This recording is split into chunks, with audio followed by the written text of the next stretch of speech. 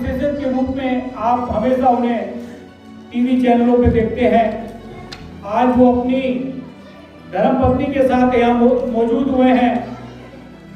हमेशा देश के लिए कार्य किया और अब वो समाज के लिए कार्य कर रहे हैं और हमेशा मेरे पास लगातार 5-6 सालों से मुझे आशीर्वाद देने के लिए आते हैं।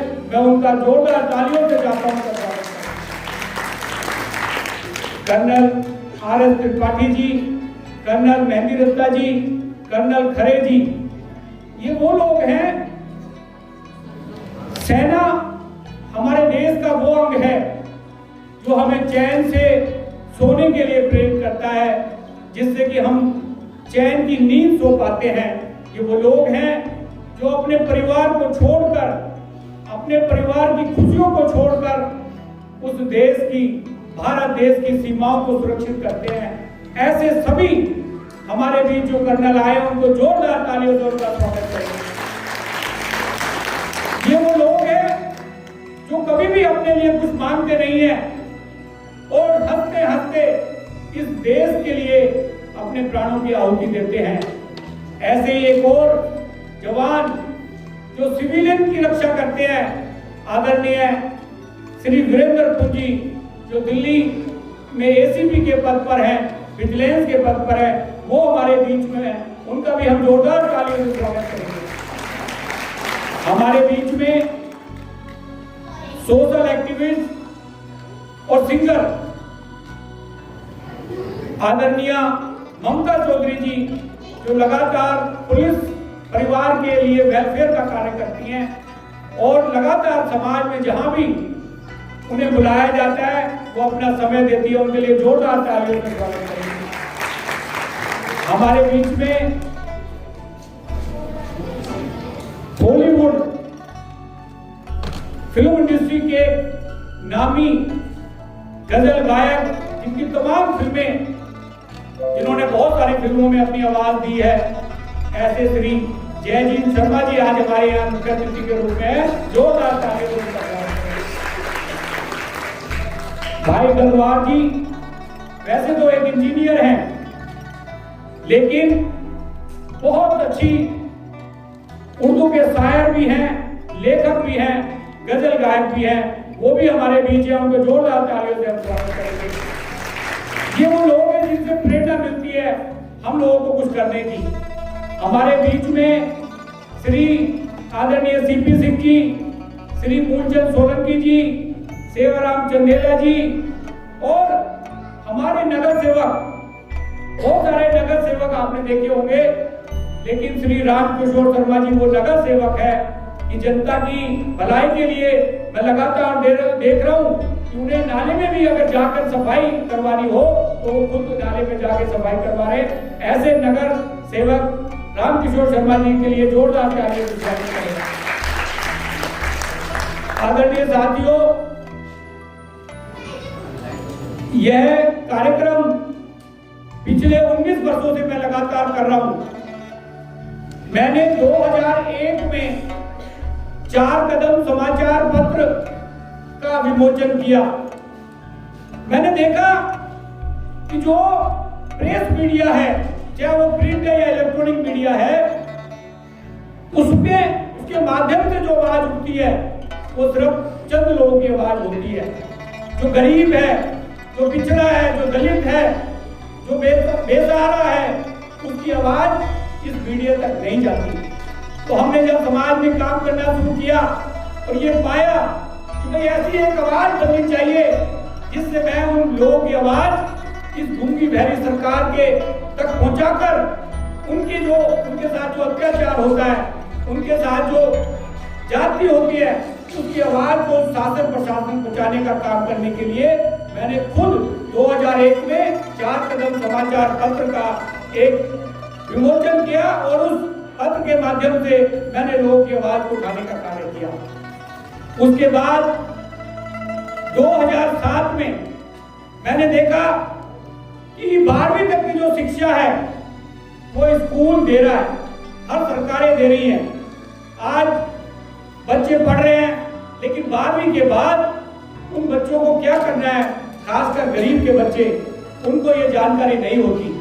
तो उसकी जानकारी के लिए, उसको आगे बढ़ाने के लिए हमारे बीच में श्री परम यादव जी हमारे बीच आ गए हैं। जोरदार तालियों से स्वागत करेंगे परम यादव जी।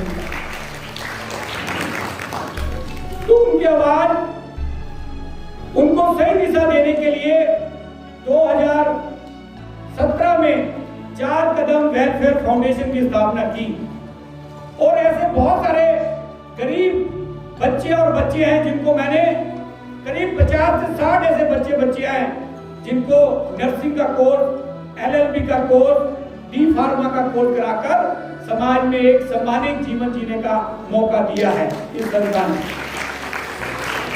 उसके बाद 2022 में 4 कदम वेलफेयर शिक्षा फाउंडेशन का हमने शुभारंभ किया।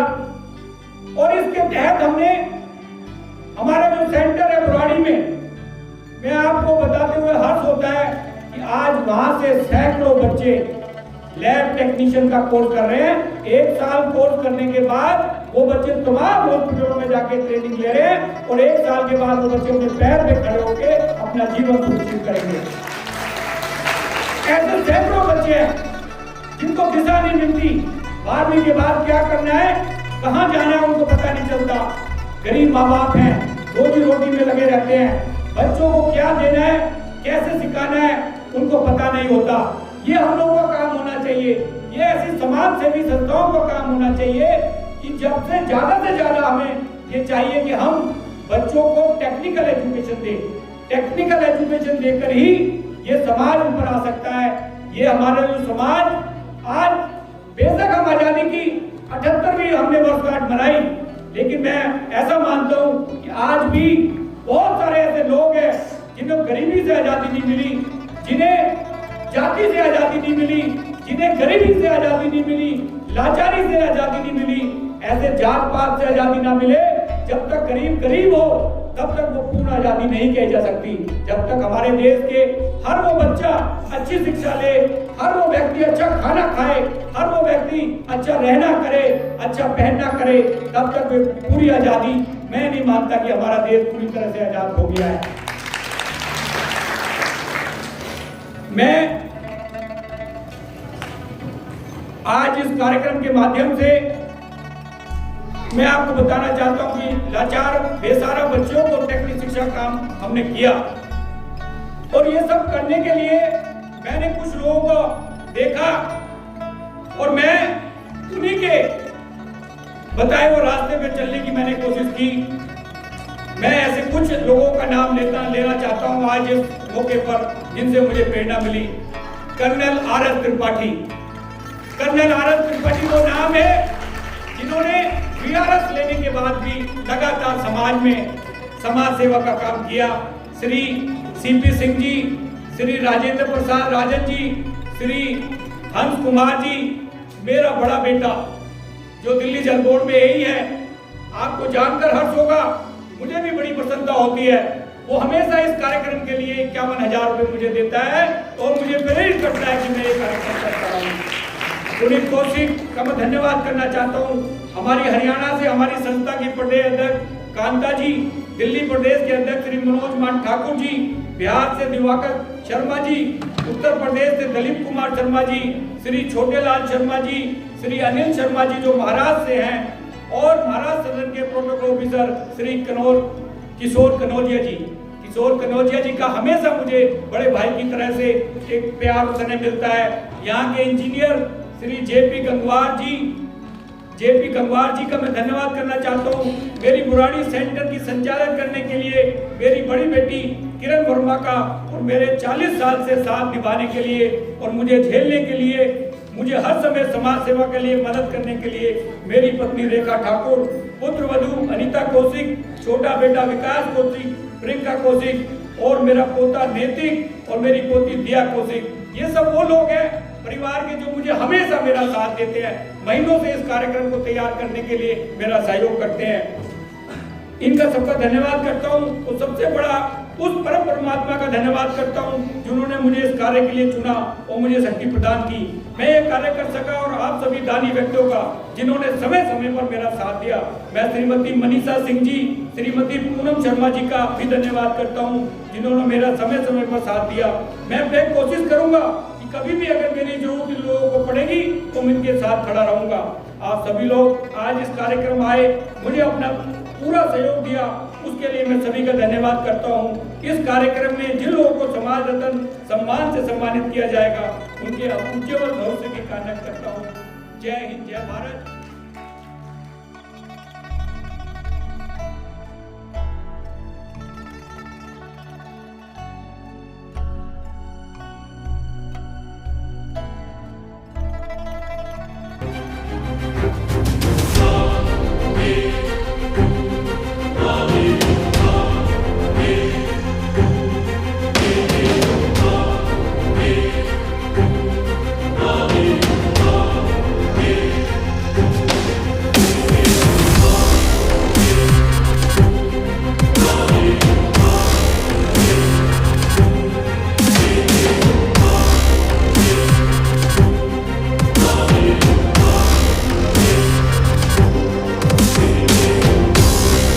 इतने अच्छे शख्स से मेरी मुलाकात हुई लगभग 10 साल हो गई।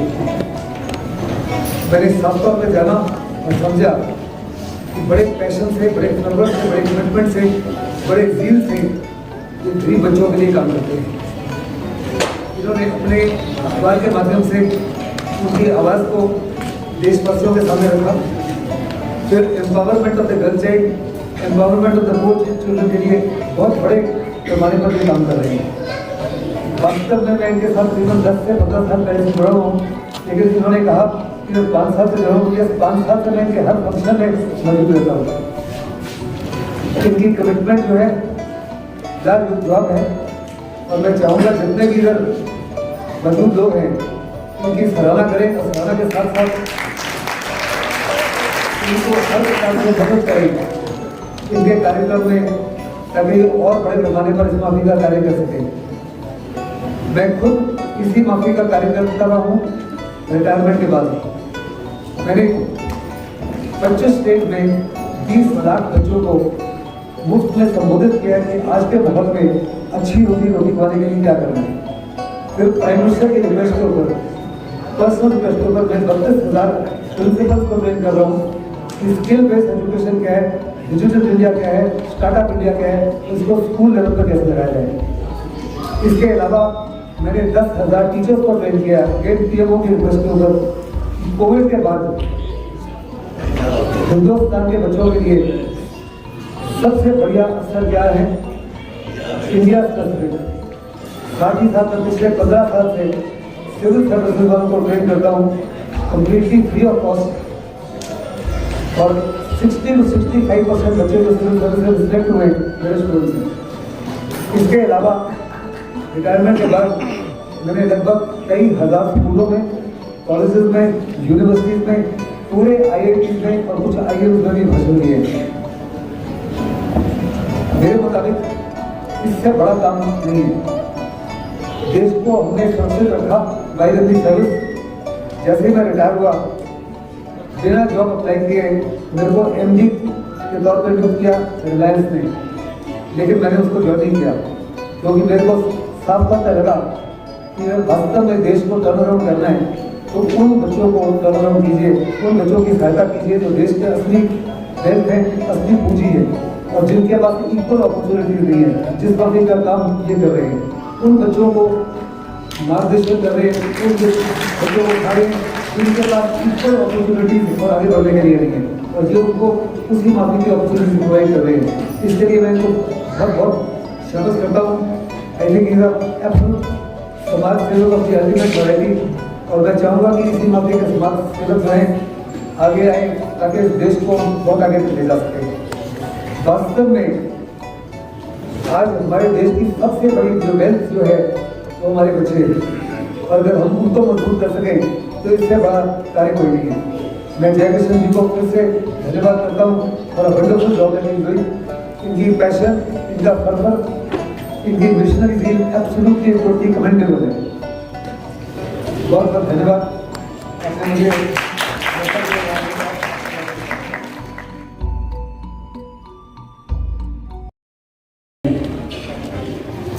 हर वर्ष की 4 कदम शिक्षा फाउंडेशन में आज की इस अवार्ड सेरेमनी में देश के कोने कोने से उन विभूतियों को बुलाकर सम्मानित करने का प्रयास किया जो अपने अपने क्षेत्र में नायाब काम करते हैं। इस फाउंडेशन को मैं बधाई देता हूँ कि किसी भी काम को एक बार करना तो आसान है, बार बार करना बहुत मुश्किल होता है। और आज इस कार्यक्रम में आज इतने मान्य सम्मानित सदस्य हैं। यहाँ हमारे विधायक जी, हमारे यादव जी, हमारे बहुत ही अति विशिष्ट हमारे आदमी के जवान, और खास करके वो लोग जिन्होंने समाज के लिए अपने आप को समर्पित किया, चाहे वो डॉक्टर रहे हो, नर्सेज रही हो, टेक्नीशियंस, पुलिस, प्रशासनिक लोग, सफाई कर्मचारी, एम्बुलेंस ड्राइवर, शमशान घाट पे काम करने वाले कर्मी, हमारे वो प्रेस के कर्मी जो अंदर तक की रिपोर्ट लेके आते थे उस भयानक समय के अंदर, उन सबके कामों को देखते हुए आज उनको सम्मानित किया जा रहा है। मैं इस बात के लिए आपको बधाई देता हूँ। ईश्वर ने आपके सम्मान कभी छोटा या बड़ा नहीं होता है। हम बचपन में सुनते थे कि एक तिनका भी सम्मान के रूप में होता है। और ये जैसा रंजी ने भी बताया हमारी संस्था के बारे में, हम भी किसी अवार्ड के लिए काम नहीं कर रहे थे, लेकिन कोविड आना था, उसने हमें काम करना सिखाना था। और मेरे जैसे कुछ व्यक्ति को बुलाकर, क्योंकि मैंने तो अप्लाई भी नहीं किया था, मैं जब अवार्ड लेने गया वहाँ पे, जब मैं सोया हुआ था 25 जनवरी को, तो रात को मुझे फोन आता है होम मिनिस्ट्री से, शैली जी आपका नाम राष्ट्रपति जी ने प्रस्तावित किया है पद्मश्री के लिए, टीवी पे आपकी स्क्रॉलिंग चल रही है, देख लीजिए। तो मैंने देखा तो मैं हैरान हो गया। लेकिन जब मैं अवार्ड लेने गया तो उस दिन मुझे अपनी दस्तार पर भी फख्र हुआ, क्योंकि मैंने जो पकड़ी होती है ये गुरु गोविंद सिंह जी ने दी है। और भाई अक्षय कुमार जी तो अक्सर कहते हैं कि जिस फिल्म में मैं सिख बनता हूँ तो मुझे लगता है कि मैं राजा बन गया, और हम तो परमानेंट राजा हैं। और हमें फख्र है इसके ऊपर, लेकिन कभी गुमान नहीं होता। लेकिन उस दिन गुमान भी हुआ। 145 करोड़ की आबादी में 102 नाम चुने गए, और 102 के अंदर मैं दस्तार वाला अकेला बैठा था। अवेद कुमार की बात है, तो फख्र तो आना ही था। वैसे मेरी माँ ने जिंदगी में कहा था कि बेटा 3 बातों का ध्यान रखना, अगर तुमने संस्था शुरू की है तो बंद मत करना, क्योंकि थोड़ा टफ काम था डेड बॉडी को क्रिमेट करना, अनक्लेम को। और दूसरी बात कही थी उन्होंने, किसी को मना मत करना, दिन हो चाहे रात हो। और तीसरी बात कही थी कि गुमान मत करना कि तू कर रहा है काम, ये तेरे से ईश्वर करवा रहा है, तो तू कर रहा है। लेकिन मुझे जैसा बताया ना, राष्ट्रपति भवन में मुझे गुमान हुआ, ऐसे ही एक दिन पहले भी गुमान हुआ जब मुझे किसी मीडिया का फोन आया कि एक डेड बॉडी किसी के घर पे 4 दिन से पड़ी है। ये कोविड के भयानक समय की बात है। और जब हम डेड बॉडी लेने गए, एक बहू अपने ससुर के पास बैठी थी, उनके हस्बैंड कनाडा में थे। उस बॉडी को कार के नीचे लाकर जब रखने लगे हम गाड़ी में सैनिटाइज करके, तो वो बैंकिंग थोड़ा सा रोकी है। तो एक माता जी खड़े थे, कहने लगे बेटा आप क्यों रो रही है, तो सारे इंतजाम हो गया है।